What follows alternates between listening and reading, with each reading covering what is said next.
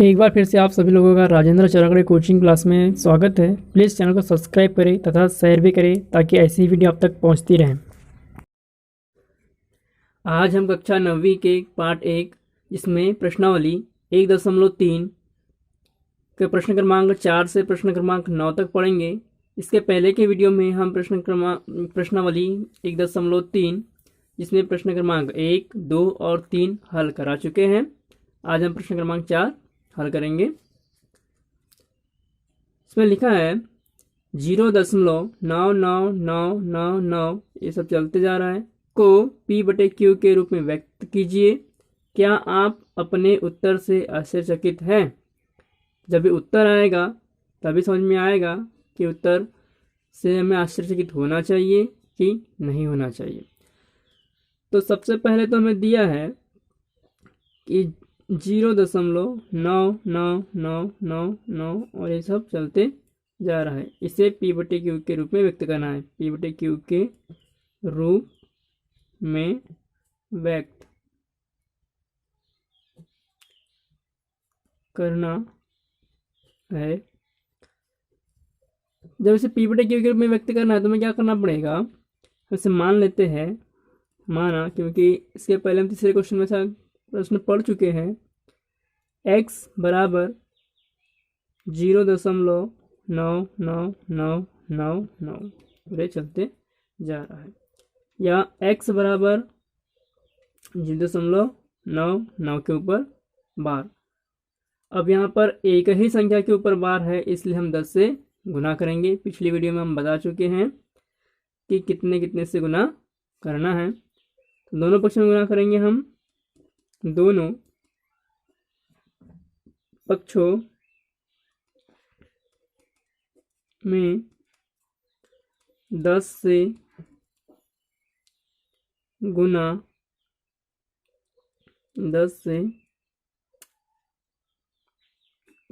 करने पर जब हम 10 से गुना करेंगे तो यहाँ पर आ जाएगा 10x। हम इसे समीकरण नंबर 1 दे देते हैं। 10x और इसके बराबर में जब हम गुना करेंगे 10 में तो 1 संख्या इधर हट जाएगी, तो 9.9999 ये सब चलते रहेगा। समीकरण नंबर 2 दे देते हैं। अब देखिए, पिछले बार हमने क्या कहते, इसमें से जो गुना करने के बाद में जो भी संख्या दी है उसमें से हम यह संख्या को घटाते थे और जो भी आता था आगे लिखते थे, तो वही आएगा। तो हम इसे सिंपल रूप से कर देते हैं। समीकरण 2 में से समीकरण 1 को घटाने पर, अब यहाँ पर हम समीकरण 2 में से समीकरण 1 को घटा देंगे तो वही प्रक्रिया आ जाएगी। जब हम समीकरण 2 में से समीकरण 1 को घटाएंगे तो समीकरण 2 है हमारा, तो लेफ्ट से लेफ्ट को घटाते हैं, राइट से राइट को। ऐसा नहीं कि इसमें से हम इससे घटा देंगे, इसमें से इसे घटा देंगे, ऐसा नहीं करना है। लेफ्ट से लेफ्ट को घटाएंगे और राइट से राइट को घटाएंगे। मतलब 10x माइनस एक्स, ये लेफ्ट हैंड साइड हो गया। अब राइट हैंड साइड में 9.999 माइनस 0.999 चलते रहेगा। अब 10 में से 1 गया तो ये 9x आ जाएगा इक्वल। अब यहाँ पर 999 है, यहाँ पर 999 है, इनसे हम घटाएंगे तो 0 आ जाएगा और 9 में से 0 घटाएंगे तो 9 आएगा। कुल मिलाकर यहाँ पर 9 आंसर आएगा। x का मान निकालना हमें, तो x बराबर 9, इसके बट्टे में ये वाला 9 चला जाएगा, तो x बराबर 1, यानी 0.999 ये सब चलते जा रहा है। इसका मान अपने पास कितना आ गया है? 1 आ गया है। अब देखिए 0.999 है, इसके बराबर में कितना मान आया, 1 आया। अब है ना आश्चर्य वाली बात, क्योंकि यह 1 भी नहीं है और इसका आंसर 1 भी आ गया। जब इसे परिमेय संख्या में परिवर्तित करें तो इसका आंसर 1 आ चुका है। चूंकि यह मान 1 के बहुत ही करीब है, आगे और 9 जाते जाएंगे, तो इसलिए यह बिल्कुल निकटतम मान है, इसलिए इसका मान 1 आ गया है। अब देखेंगे प्रश्न क्रमांक 5। प्रश्न क्रमांक 5 दिया है 1/17 के दशमलव प्रसार में अंकों के पुनरावृत्ति खंड में अंकों की अधिकतम संख्या क्या हो सकती है। अपने उत्तर की जांच करने के लिए विभाजन क्रिया कीजिए। अब ये कह रहा है कि इसमें भाग देना है और कितने से अंकों की पुनरावृत्ति होगी यह हमें जांच करना है, लेकिन विभाजन क्रिया द्वारा। तो जब विभाजन क्रिया द्वारा दिया गया है तो हम इसे हल करने के लिए क्या करेंगे, भाग देंगे। 1 में हम भाग देंगे 17 का, 1 में हम 17 का भाग देंगे। तो हमें पता है कि 1 में 17 का भाग जाता नहीं है, तो यहाँ 0 तो आएगा, यहाँ 1 0 उतार देंगे। अब 1 0 उतारने पर 10 होगा, 10 में भाग नहीं जाएगा तो 1 और 0 उतार देंगे। जब 10 में भाग नहीं जाता तो यहाँ पर 0 आएगा। अब हो गया है 100 और 17 बचे 85 और 17 छक 102 होता है, तो 17 5 85 यहाँ पे आ जाएगा। घटाएंगे 15 बचेगा, फिर लगा देंगे 0, तो यह हो गया 150।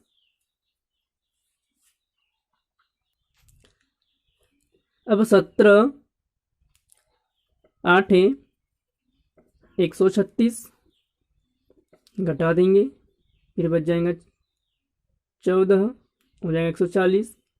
फिर से एक बार जाएगा 17 8 136, तो 4 आएगा उतारने पर, फिर 40 हो जाएगा। 17 दूनी 34, घटाएंगे 6 आएगा, उतारे 0, 60 हो जाएगा। 17 तिया 51, यह प्रक्रिया भी चलते जा रही है। 17 तिया 51, 9 आ जाएगा, 9 का 90, 17 5 85, बचा 5, जाएगा 50। 17 दूनी 34 और 17 तिया 51 होता है, तो ज़्यादा हो जाएगा 3 बार में, तो 17 दूनी 34, हम यहाँ लिख देंगे 34। 16 आ जाएगा, यानी 160 हो जाएगा। अब 17 नाम 153, यहाँ 9 लिख देंगे, 153 घटाएंगे तो यहाँ पे 7 आ जाएगा। इसके बाद में 17 चौ 68, 17 चौ 68 होगा, यहाँ 4 लिख देंगे। 17 चौ 68, बचा 2। इसके बाद में यह 20 हो जाएगा। 17 1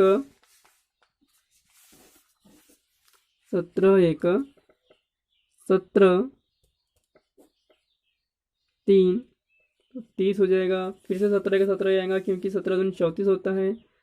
फिर से 17 1 17 उतारेंगे तो 13 हो जाएगा, मतलब 130। अब 17 7 119 हो जाता है, बच गया 11, 110 हो जाएगा। 17 छक 102, घटाएंगे तो यहाँ पर 8 आ जाएगा, यानी 80।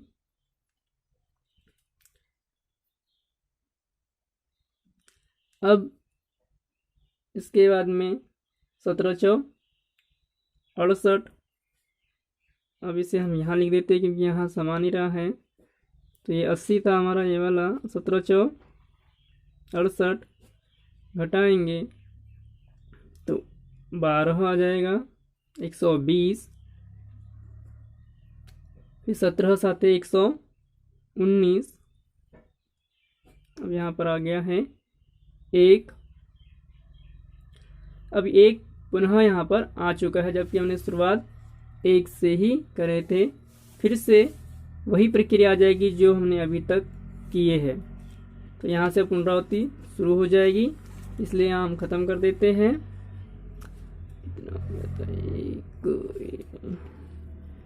एक 1 7 6 4 7।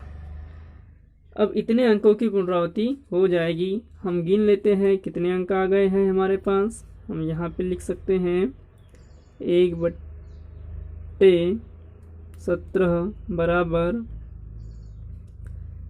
0.058823 2 9 4 1 1 7 6 4 7।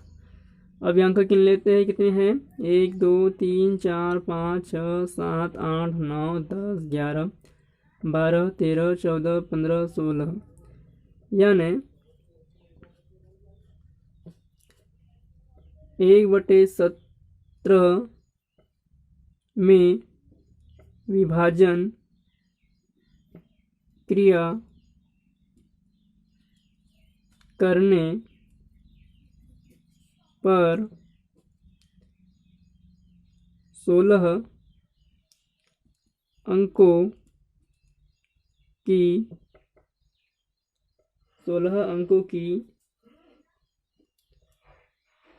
पुनरावृत्ति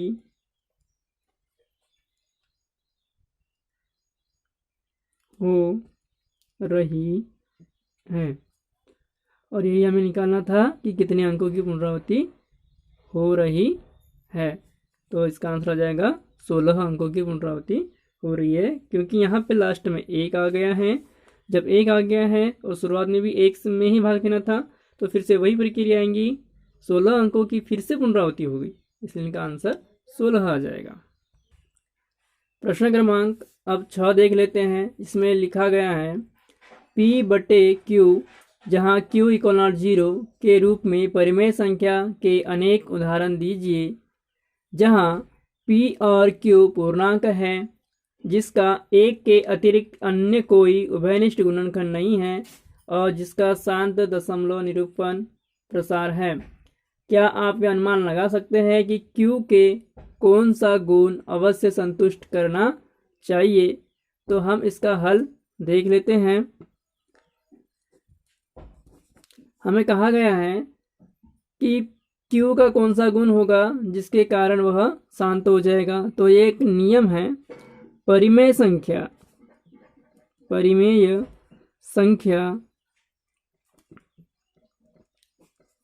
जो हमारी परिमेय संख्या होती है P/Q में, यदि Q के गुणनखंड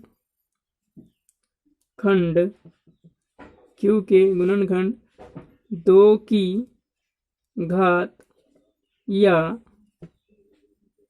5 की घात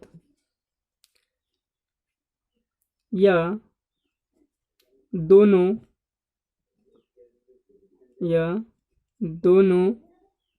की घात के रूप में हो, तो वह शांत दशमलव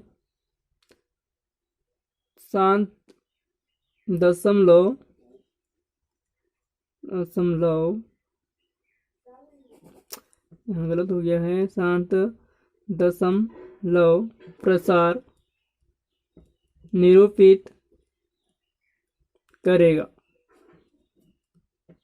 अगर 2 और 5 की घात नहीं है तो यह शांत दशमलव नहीं होगा, वह एक अशांत दशमलव हो जाएगा।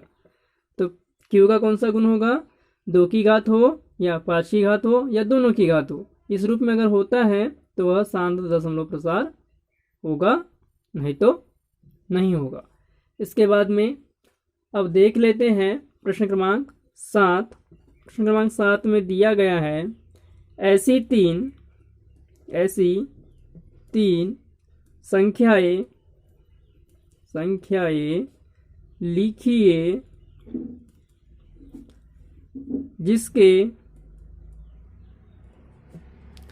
जिसके दशमलव प्रसार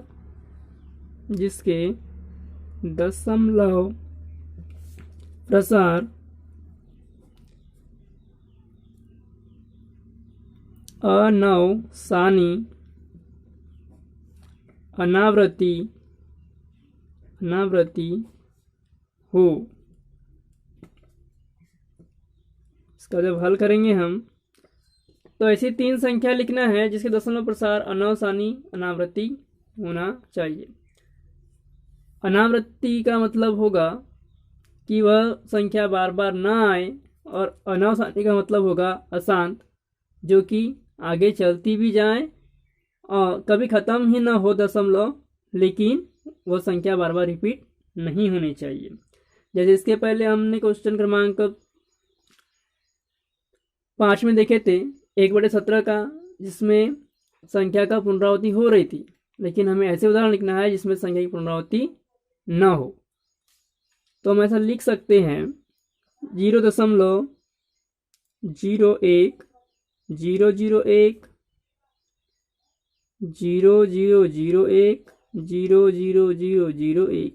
हम एक एक बढ़ाते जा रहे हैं, ठीक है। यहाँ पे संख्या पुनरावृत्ति भी नहीं हो रही है और आगे भी बढ़ते जा रही है। इस प्रकार से 0.2 002 0002 00002 और आगे हम बढ़ते जाएंगे। इसी प्रकार से हम लिख सकते हैं, अपने मन से कुछ भी हम लिख सकते हैं, लेकिन ध्यान रखना है कि संख्या की पुनरावृत्ति नहीं होनी चाहिए। यह 3 संख्या अभिष्ट उदाहरण है, ठीक है। ध्यान रखना है हमें यहाँ पे कि यह संख्या पुनरावृत्ति ना हो और आगे बढ़ती भी जाए। इसके बाद में प्रश्न क्रमांक 8 में दिया गया है परिमेय संख्या 5/7 और 9/11 के बीच की 3 अलग अलग अपरिमेय संख्या ज्ञात कीजिए। अब इनके बीच की ही संख्या होना चाहिए, लेकिन वो भी अपरिमेय संख्या होना चाहिए। अब अपरिमेय संख्या क्या होती है? जिसका दशमलव प्रसार अशांत अनावृत्ति हो, अशांत भी हो और वह अनावृत्ति हो। सबसे पहले हम हल करेंगे तो 5/7 बराबर आ जाएगा 0.71 और 9/11 बराबर आ जाएगा 0.81। अब इनके बीच की बोल रहा है तो 5/7 और 9/11 के बीच की 3 अपरिमेय संख्याएं, ये तो हमें लिखना है। तो 0.71 से बड़ी होनी चाहिए और 0.81 से छोटी होनी चाहिए, यही हमें लिखना है। तो हम लिख सकते हैं 0.75, चूँकि 7 1 है तो यहाँ 5 आ गया, तो 1 से 5 बड़ा होता है।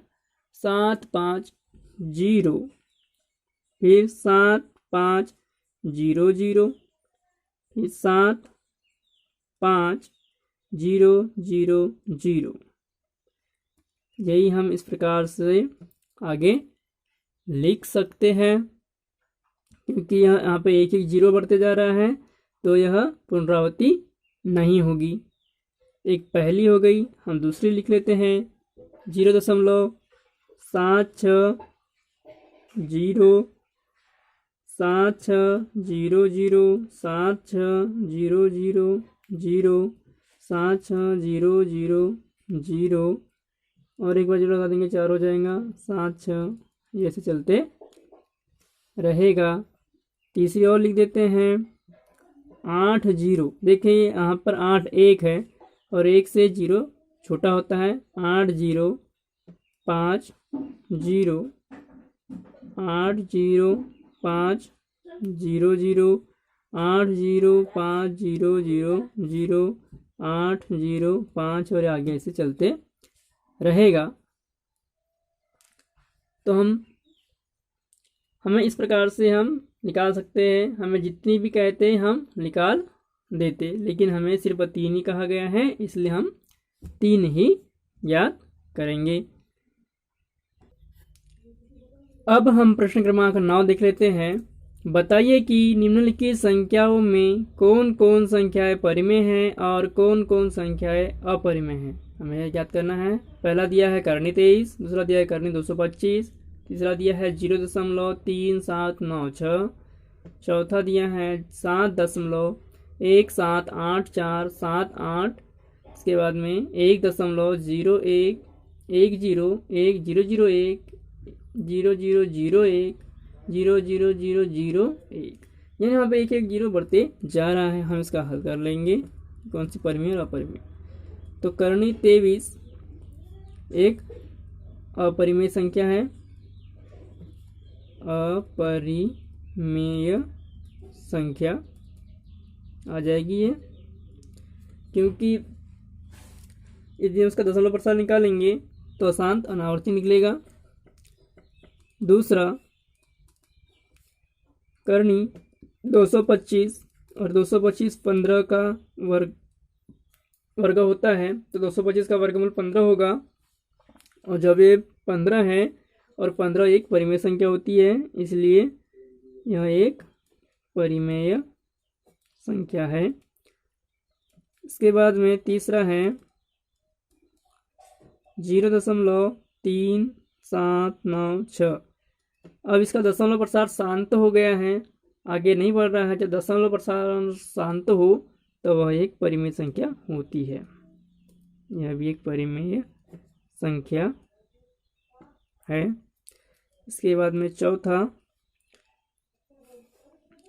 7.478478 और यह भी आगे बढ़ रहा है। अब यहाँ पे देखिए 4 7 8 4 7 8 यही आ रहा है, 4 7 8 4 7 8।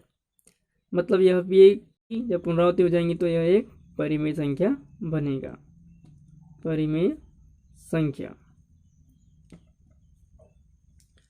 इसके बाद में लास्ट देख लेते हैं पांचवा 1.01 001 0001 00001 और ये चलते जा रहा है। अब दिख ही रहा है कि इसका दशमलव प्रसार अशांत है और अनावृत्ति है। जब अशांत है अनावृत्ति है तो यह अपरिमेय संख्या होगा, अपरिमेय संख्या। ठीक है, अभी तक हम प्रश्न क्रमांक 9 पूरा कर चुके हैं, यानी 3.1 पूरा 1.3 पूरा कर चुके हैं। आगे हम प्रश्नावली 1.4 पढ़ेंगे।